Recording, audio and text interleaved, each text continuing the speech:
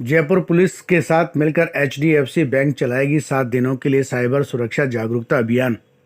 जयपुर आए दिन ऑनलाइन व साइबर क्राइम के मामले बढ़ते जा रहे हैं। एक तरफ डिजिटलाइजेशन को सरकार बढ़ा रही है तो दूसरी तरफ लोग ठगे जा रहे हैं। इसी को मद्देनजर रखते हुए जयपुर कमिश्नरेट में लोगों को जागरूक करने के लिए एचडीएफसी बैंक के द्वारा जयपुर पुलिस के साथ मिलकर 7 दिनों का एक अभियान चलाया जाएगा।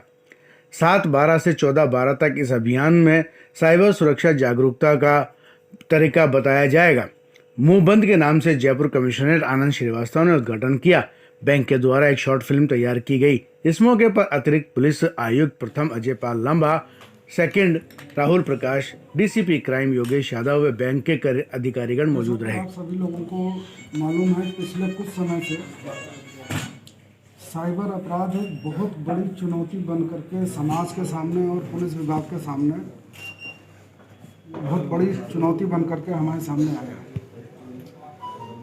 एक तरफ जहां पर डिजिटल क्रांति हो रही है, हर हाथ में स्मार्टफोन है, लैपटॉप्स हैं, इंटरनेट का प्रचार प्रसार बढ़ता जा रहा है, डेटा काफ़ी चीप और फ्री मिल रहा है, एक्सेसिबिलिटी लगभग पूरे भारतवर्ष में हो गई है, ग्रामीण इलाके में और सबसे रिमोट एरियाज में भी। दूसरी तरफ ऑनलाइन शॉपिंग का, ई कॉमर्स का, नेट बैंकिंग का, ऑनलाइन पेमेंट का, इन सारी चीज़ों का हम जितना सोच सकते हैं उससे भी कहीं तेज़ी से प्रचार प्रसार हो रहा है, वृद्धि हो रही है। सारे आंकड़े यही बताते हैं कि ऑनलाइन शॉपिंग में जो ग्रोथ दिख रही है वो इंडिया में या दुनिया में किसी भी चीज़ से कहीं ज़्यादा है। नए नए ट्रांजैक्शन के प्लेटफॉर्म्स, ऐप्स अवेलेबल हैं लोगों के लिए। कुछ गवर्नमेंट के द्वारा हैं, कुछ बैंक्स के द्वारा हैं, कुछ दूसरे सर्विस प्रोवाइडर्स के द्वारा हैं। बैंकिंग में भी अब लोग घर बैठे ई बैंकिंग को ज़्यादा प्रेफरेंस दे रहे हैं।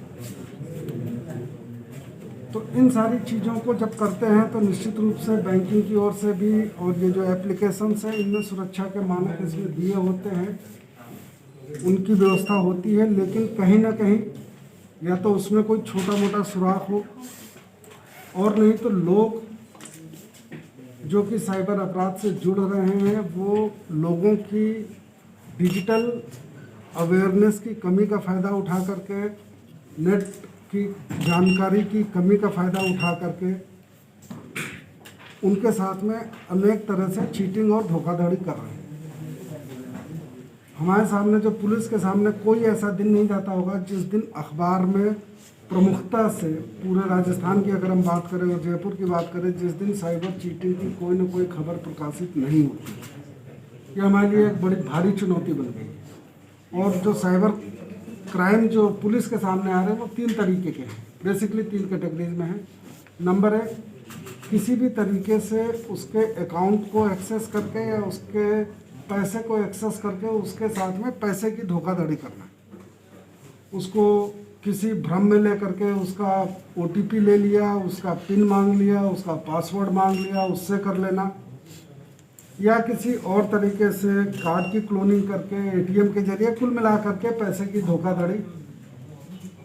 अमाउंट छोटा होता है लेकिन वो जो लोग कर रहे हैं वो एक साथ पूरे हिंदुस्तान में ऐसे सैकड़ों लोगों के साथ करते हैं, तो फिर ये बहुत बड़ा अमाउंट हो जाता है। दूसरा,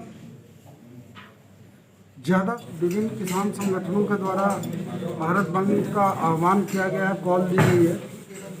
उसके दौरान कानून व्यवस्था बनाए रखने के लिए पुलिस की ओर से पुख्ता प्रबंध किए गए हैं। जो भी व्यापार मंडल हैं उनसे पुलिस के अलग अलग अधिकारियों के द्वारा उनसे वार्ता की जा चुकी है और किसान संगठनों से भी पुलिस की वार्ता की गई। पुलिस के पर्याप्त प्रबंध किए गए हैं कि किसी प्रकार की कानून व्यवस्था की स्थिति नहीं बिगड़े।